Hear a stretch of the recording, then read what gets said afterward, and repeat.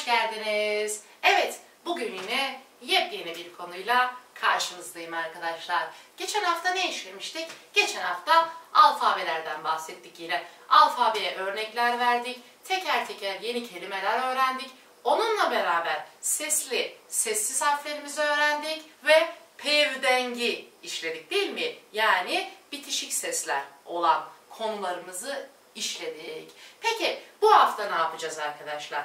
Bu haftada ben size yine dilin en önemli kurallarından bir tanesini, yani yakın sesli harfler dediğimiz tipin nezdenk. Onları işleyeceğim, onlara birer örnek vereceğim ve dersin sonlarına doğru da 20 tane sayı öğreneceğiz. Yani Kürtçe'de birden başlayacağız, 20'ye kadar sayacağız, yazacağız, okunuşlarını, yazılışlarını öğreneceğiz arkadaşlar. Hazır mısınız? Yine çayınızı aldınız, defterinizi, kaleminizi yanınıza aldınız ve Mizgin Hoca'yı dinlemeye başladınız inşallah.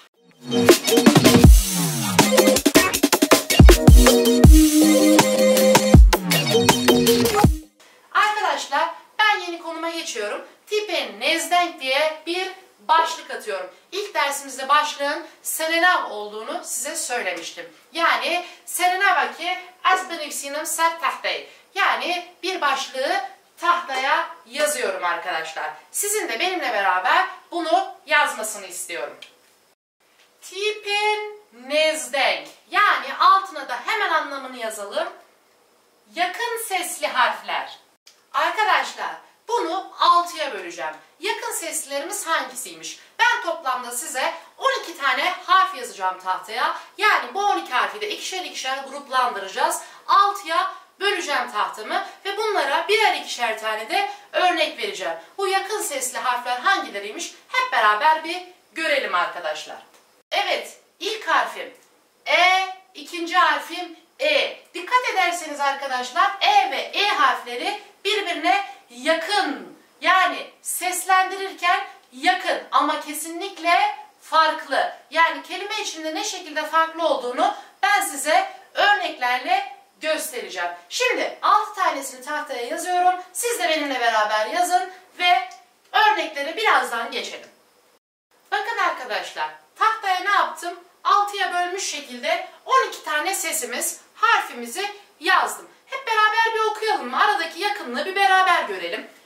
E, I, I, Ü, U, H, H. Bakın.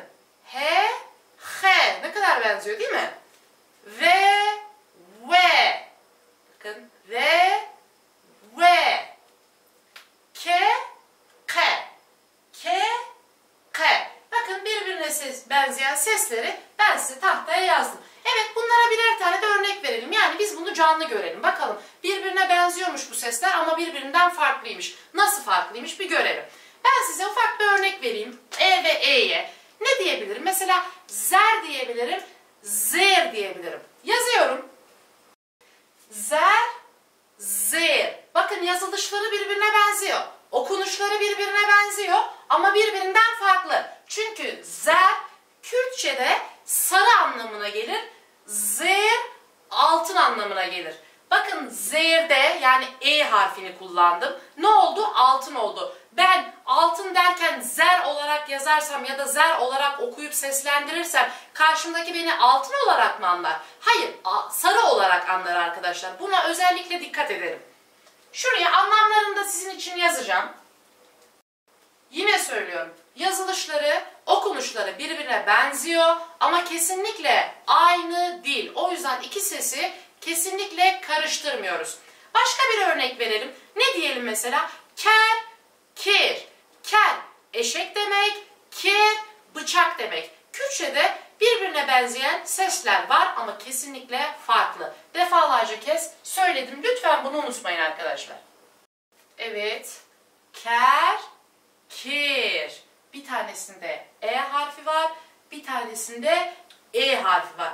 Yazılırken birbirine benziyor, seslendirirken birbirine benziyor ama kesinlikle farklı. Anlam olarak da farklı. Ker, eşek demekmiş, kir, bıçak demekmiş.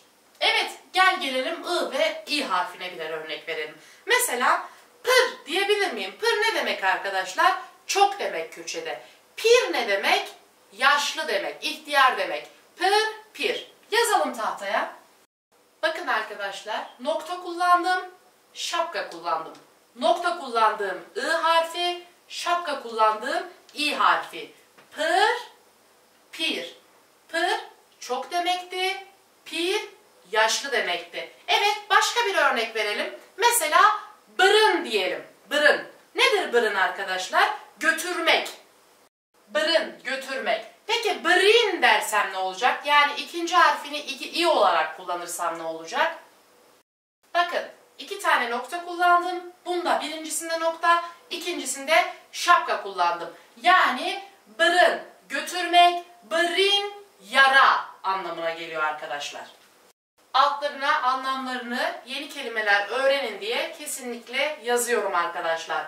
Bırın, bırın. Şapka kullandığım zaman bakın değişiyor. Yani siz yazarken arkadaşlar Kürtçeyi nokta yerine şapka kullanırsanız, yani arkadaşlar diyelim ki siz yazı yazıyorsunuz ve nokta yerine yanlışlıkla şapka kullandınız. Demek ki karşınızdaki insana yanlış bir kelime ya da yanlış bir anlam atfeden bir kelime kullanabilirsiniz. O yüzden noktaları, şapkaları kesinlikle karıştırmıyoruz. Burada da, bu örneklerde de gözüktüğü üzere arkadaşlar. Evet arkadaşlar, gelelim Ü ve U harflerine. Bunlara ne örnek verebiliriz? Mesela tu diyebiliriz değil mi? Tu, tü. Bunlar ne anlama geliyor? Hemen yazıyorum ve anlamlarını da sizlere söylüyorum.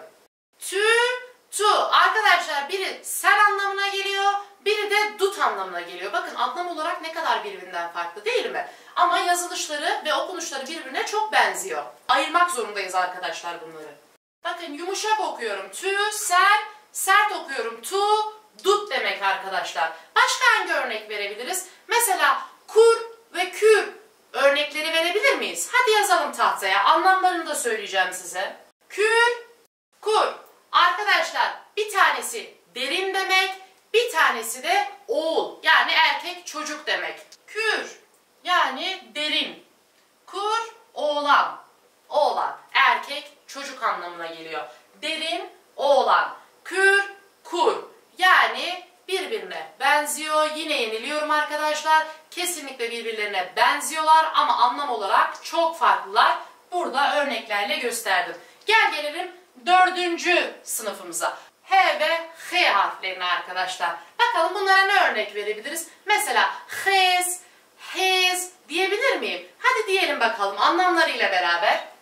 Arkadaşlar hez, hez. Yani hez güç demek, kuvvet demek. Hez çizgi, çizik demek arkadaşlar. Başka ne örnek verebilirim? Mesela hiç, hiç diyebilir miyim? Diyebilirim. Hadi yazalım. Hiç yani Türkçe'de bildiğimiz gibi hiç anlamına geliyor arkadaşlar. Hiç de çakıl anlamına geliyor. Bakın tek bir tane harf değişti. Anlamlar ne kadar değişti. Halbuki seslendirirken de birbirine benziyor. Evet gelelim V ve V harflerine arkadaşlar. Dev ve dev diyebilir miyim buna örnek olarak? Diyebilirim. Yazalım tahtaya. Anlamlarını da sizlere söyleyeyim. Dev ağız demek arkadaşlar. Dev ayran demek. Bakın ne kadar alakasız iki anlam. Bakın dev rahat şekilde yani Türkçe'de kullandığımız V'yi kullanıyoruz. Dev. Dev dediğim zaman V harfini kullandığım zaman, baskıladığım zaman ayran oluyor. Yazılışları, seslendirmeleri birbirine yakın ama farklı anlamlar. Başka ne örnek verebilirim arkadaşlar? Mesela have, how diyebilir miyim? Diyebilirim. Peki bunların anlamları ne? Hemen yazalım. Have yani hiç anlamına geliyor. How diyor, beraber anlamına geliyor arkadaşlar. Gelelim K'ye ve K'ye. Bunlara ne örnek verebilirim mesela arkadaşlar? Kelandın diyebilirim. K harfine ne örnek verebilirim? K harfi. Kalandın diyebilirim mesela. Kelandın kaynatmak, kalandın kızartmak.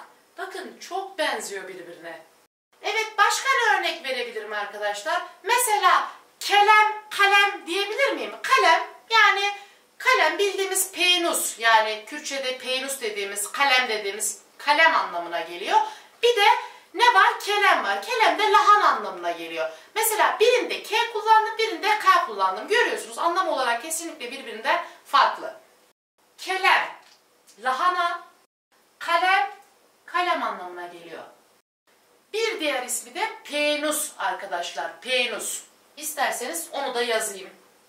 Parantez içinde diğer yazılışını da size yazdım arkadaşlar. Gördüğünüz üzere yakın sesli harfleri ben size 6 kategoride inceledim. Örneklerle beraber gösterdim arkadaşlar. Üstünden bir kez daha geçmek istiyorum. Çünkü bu yakın sesli harfleri karıştırabilirsiniz. Arkadaşlar lütfen karıştırmayın. Bakın örneklerde de gördüğünüz üzere bu sesleri karıştırırsanız anlam da farklı oluyor. Karşınıza vermek istediğiniz sesi veremiyorsunuz arkadaşlar. Ya da anlamı veremiyorsunuz arkadaşlar. O yüzden lütfen bu konuyu özellikle çok iyi öğrenin arkadaşlar. Zer, zir, sarı ve altın anlamına geliyor. Ker, kir, eşek, bıçak. Bakın örnekler çok bariz ve açık. Yazılışlar benziyor, anlamlar kesinlikle farklı, seslendirmeler de birbirine yakın. Yakın olduğu için nezdenk yani nezik, yakın, denk, ses. Yakın sesli harf olarak ben ne yapıyorum? Bu konuyu burada bitiriyorum arkadaşlar. Şimdi yakın sesli harfleri bitirdik. Peki bu derste biz hafiften Kürtçe sayılara da geçelim mi arkadaşlar? Geçelim. Bir birden 20'ye kadar da bir Kürtçe sayı sayalım biz bugün. Yazalım, yazılışlarını ve okunuşlarını da öğrenelim ve bugünkü dersimizi de o şekilde tamamlayalım arkadaşlar. Tahtamın sağ kısmına geçiyorum yine. Sağ kısmında ben sayılara ayıracağım arkadaşlar. Çizeceğim ve sayılar diye de bir başlık atacağım sizler için.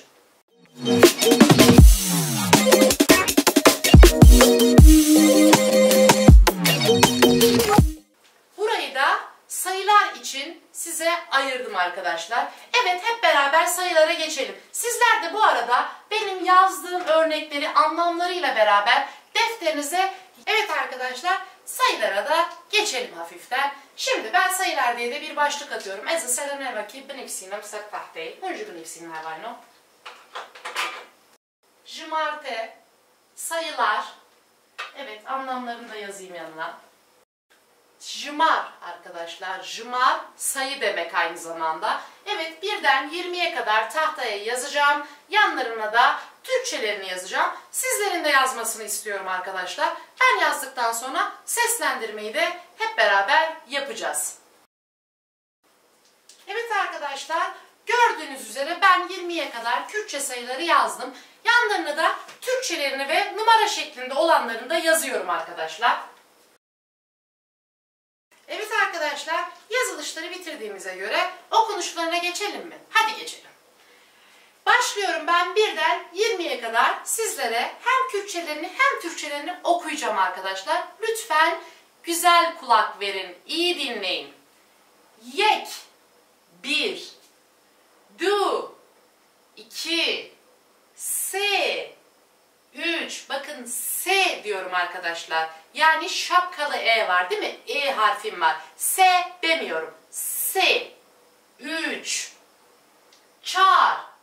4. Penç. 5. Bakın penç demiyorum. Şapkalı E var yine. Penç. Yani daha içeriden geliyor ses. E harfimi kullanıyorum. Penç. 5. Şeş. 6, heft, 7, heşt, 8, ne, 9, deh, bakın H vurgusunu yapıyorum, deh, 10, evet, yaz de, 11 arkadaşlar, bakın deh vurgusunu yapıyorum, dvazde, 12, sezde, bakın se, sezde demiyorum, şapkalı E var, sezde, 13, çarde, 14, pazde, 15, şazde, 16, hevde, 17, hecde, 18, nozde, 19, bist, 20. Arkadaşlar ben 20'ye kadar sizlere seslendirdim. Lütfen şapkalı E olan yerde, yani E harfimin olduğu yerde